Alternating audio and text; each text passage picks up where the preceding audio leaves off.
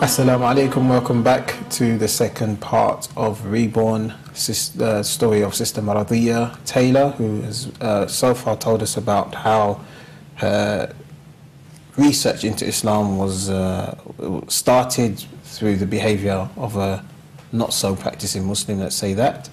And I believe it was this particular individual who gave you your first Quran. Yeah. He just turned up with it one day and said, I thought you'd like to read this. And he jokingly said, and it was a joke, you never know, you might even become a Muslim one day. But he didn't like it when I did and called me a zealot. Really? What, jokingly or? No, I think he was deadly serious, because he had turned into a religious zealot. Wow. So... He doesn't know the amount of reward he's going to get just by giving you that Quran. So exactly. May Allah forgive him, forgive us all. So, inshallah. Inshallah. But what was your impression of the Quran when you first read it? I think I read it virtually from cover to cover. I didn't put it down. I think that was the first time my husband actually jokingly asked me, when are you going to change your religion? And this was some time before I actually did. So he was obviously aware of the fact that you were... Oh yeah, he knew I read it. And I also, because at the same time, which I've just remembered, I bought a book called Teach Yourself Islam, which I think was meant for schools.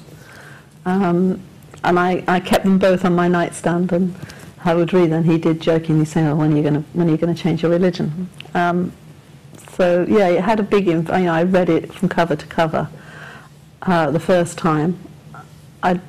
I did then put it down, and I read several other books then after that. Again, I started reading. But it had most things were familiar, not everything. Most things were familiar from Bible stories. Sure. I was a bit shocked by the story of Maryam, because I hadn't realised that the Islamic story was so different from the Christianity, story. Sure. So that was a bit of a shock, but it sort of made sense when I'd had time to read, think about it. Obviously it's they are very different, and having been brought up as a Christian, you accept the story of what things happened at Christmas and how it happened. But it actually, it made a lot more sense for her just to have a child on her own, and rather than go through the rigmarole of getting married. And I never quite understood this part of Joseph playing in it. And sure. So it was a bit of a shock. It was a bit of a shock, but it's accepted. And I never, although I'd always loved religious education at school and at Sunday school, I'd never known that Jonas was a prophet. Somewhere that had been taught to me. I thought it was a fairy story. So that was another shock, but that that was another story I enjoyed reading about in the Quran. I remember. Alhamdulillah. Tell us a little bit about this period where you are now researching Islam. You've got your own copy of the Holy Quran, and of course you're reading other books as well. But tell us about this in relation to your life at that particular time. I'm talking around about 1999 to 2001. Well, as I say, it did become a very big part of my life, reading, so much so that my husband did notice. And my husband is a lovely man, but he is very private, and he knew what I was. He didn't interfere in what I was reading or ask a lot of questions about it any other time. So for him to have noticed, this was obviously, he realised that this was important to me. So it was a big thing, and it was having an effect on my life. I was changing the way I behaved, the way I dressed, my social habits. I was working in London I had two jobs in London. One, but they were both very social. Certainly after work, going to the pub, having a drink with friends, eating out, all these sorts of things. And I guess I wasn't the perfect wife. I was busy. I got home very late. So every now and again I would pull back and say, okay, fine, that's enough. Stop trying to do this. and I'd pull back to another, and I'd start dressing differently, and people would, I don't know whether I was doing it consciously, I think I was doing it unconsciously. Sure. Then I decided at one point that it had got really silly, that I was dressing far too conservatively, that I had stopped drinking as much and I wasn't going out. And I thought, okay, fine, I'm going to get another job. I'm going to change jobs, and I'm really going to prove to myself once and for all I'm not a Muslim. I got a job with a well-known theatre producer, and champagne parties, first nights. And but even there, I remember going to My Fair Lady, first night in London, and wearing an outfit very similar to a shalwar kameez and a dupatta.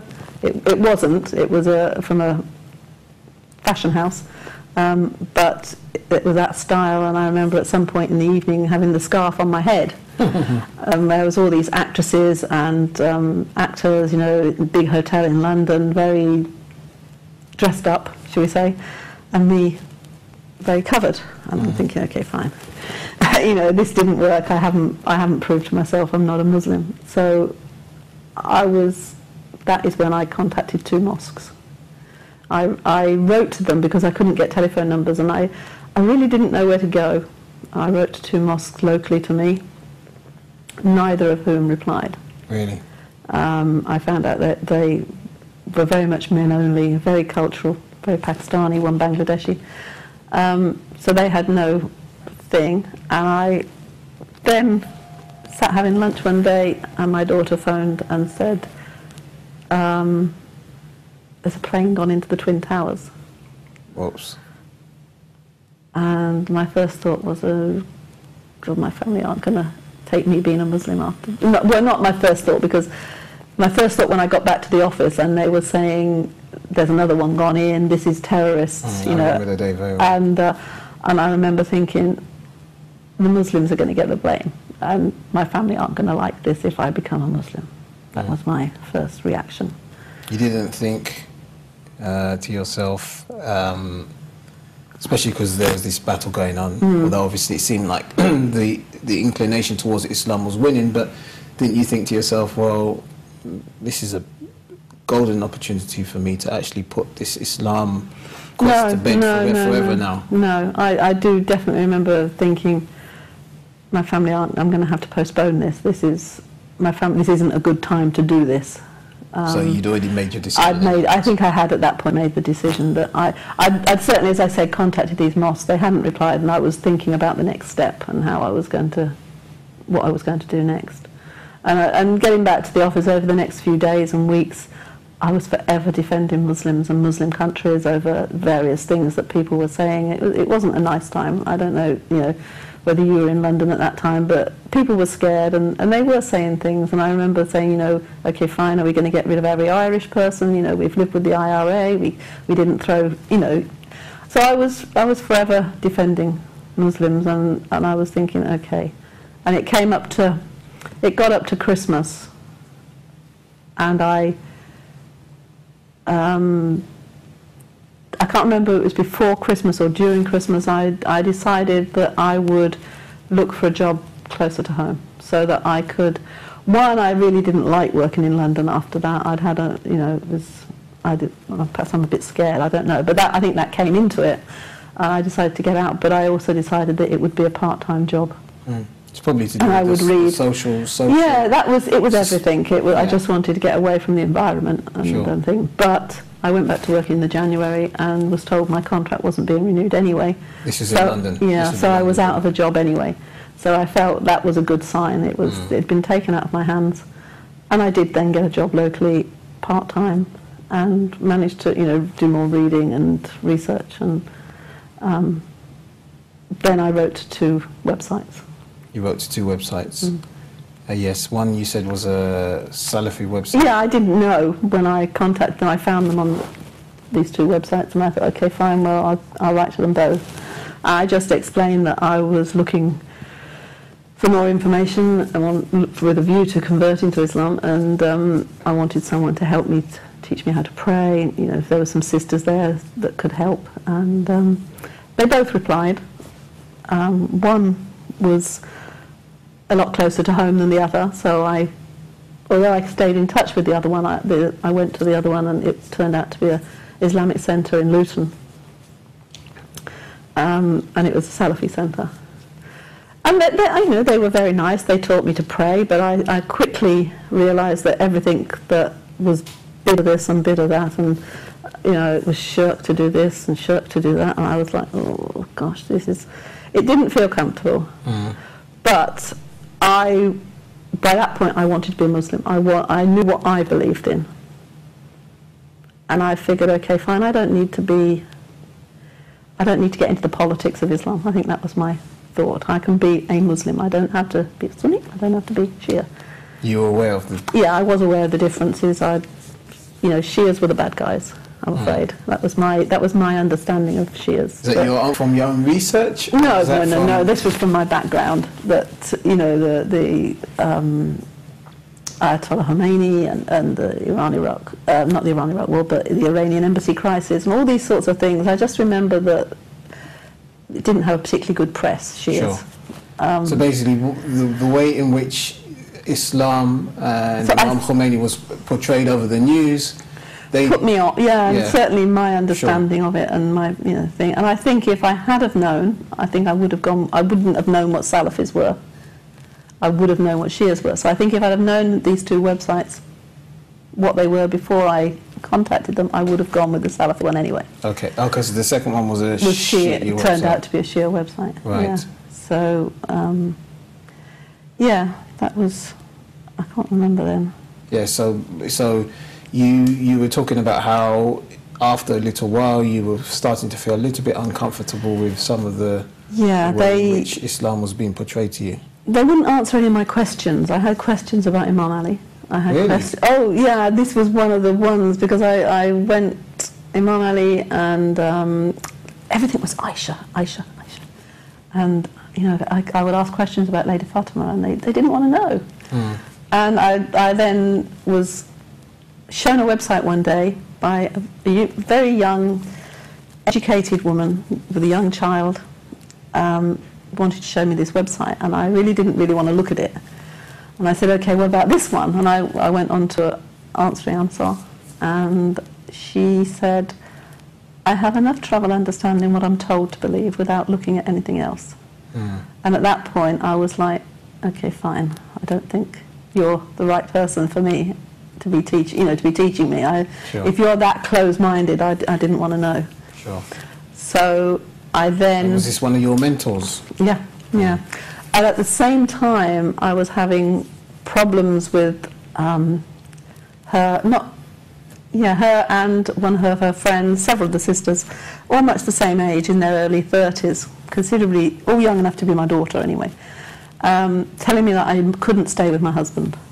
That I'd done my Shahada 3 months by that, and he hasn't converted, so you must leave him. You can't do this, you can't do that. I don't take this. I don't buy this. That Allah has led me to this path. He's led me to Islam, and He's going to wreck a 30-year marriage. And that's what He wants. This does not make sense. So that's when I then recontacted the second website. Talked to them again. They were very clever. Every question I answered, I would go times and I spent hours with the husband and wife who ran it, and go over the same thing over and over again. They would always answer my questions. Very often, I can't remember the questions now what they were, but very often they would use Bukhari and Muslim books to answer my question. Sure. And I remember one day I said, why weren't they a thing? He said, well, because they're Salafis, and your beliefs, what you believe about Imam Ali, that he should have followed the Prophet, and the sermon, the last prophet, the last sermon of the Prophet, and all this. He said, your Shia beliefs. He said, that's why. And I was like, I can't be a Shia. Because you still had that. But in my background, and they still tease me about the look on my face about, oh God, the Shias, they're the troublemakers. But so here I am. So you After that, I just spent time with them and they then went on to solve my marriage problem. Alhamdulillah, yeah. I remember you mentioning how you Went and got the fatwa. What did they encourage you to go to a majlis? Had you been to a majlis at this particular moment in time? I guess not. I can't remember quite how Muharram fell at that time, but they did sort of encourage me to go. I think I only went about once the first year that I was able to go there, you know, as it came. And I remember them saying, oh, just, you know, don't... they explained what there would be, that there would be a lecture and thing, and that Martin... And I knew what Martin was. I'd seen it on the television. I Really? had seen... and I had visions of the chains and this sort of thing. That's what I'd seen on the television. And they said, oh, you know, just watch and thing. So when it came to just a very gentle Tapping, I was like, oh, okay, fine, you know, I can understand. I can handle this. Yeah, that's fine, exactly. So, yeah, I went and I've been going ever since. So, that's good. And how did you find it? I mean... Yeah, I mean, You were aware of the story prior to going? Yes, they had... I'm not saying I knew the whole story. I knew what it was about and the lead up. I didn't know exactly each day, and obviously, and thing. But it was.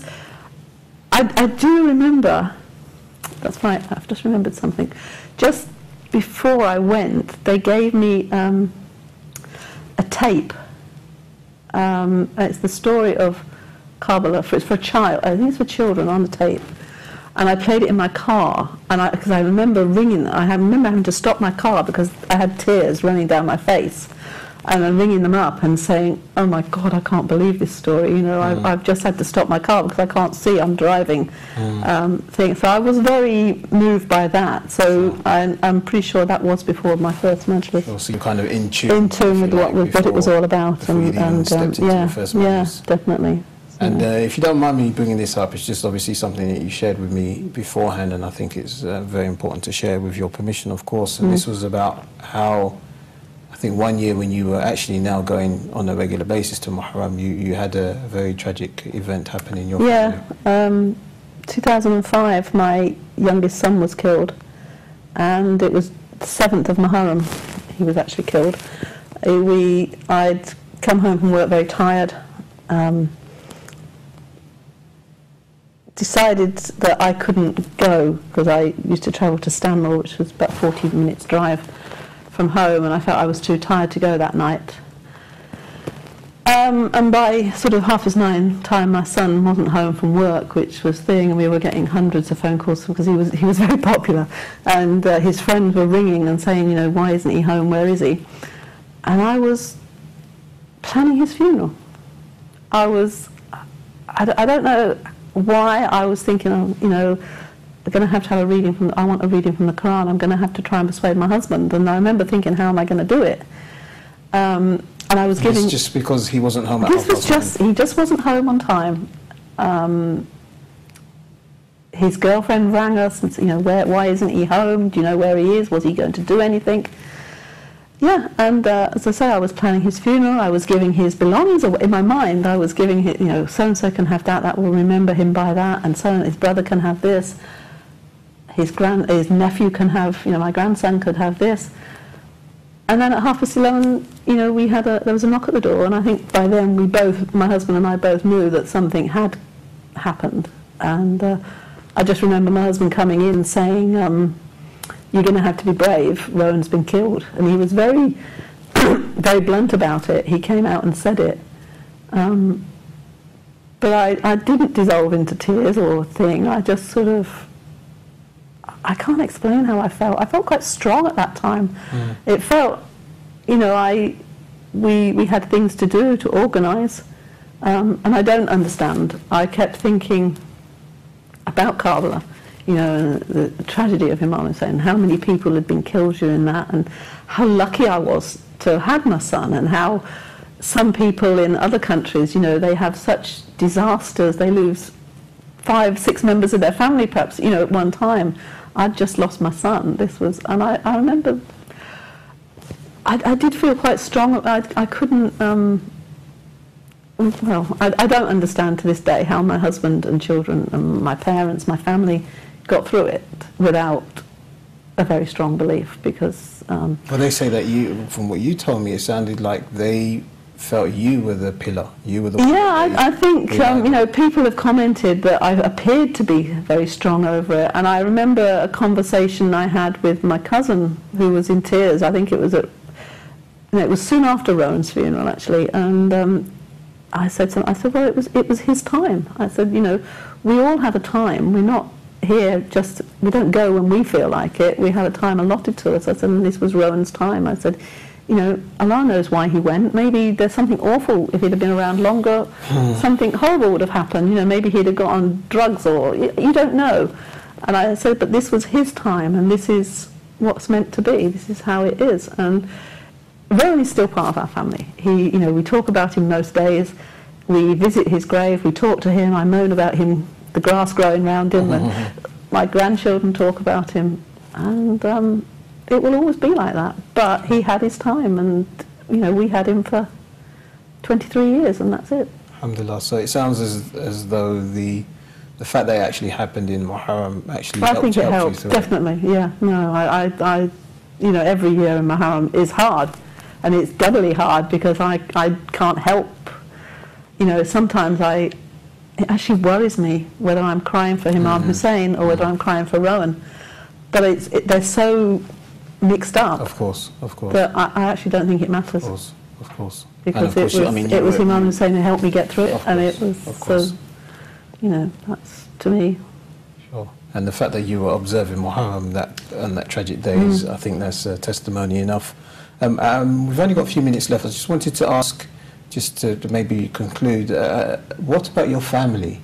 I mean, you know, normally when I'm speaking to people who've reverted to Islam, they're relatively young, and sometimes, you know, their parents, especially if they're female, give them a bit of a hard time.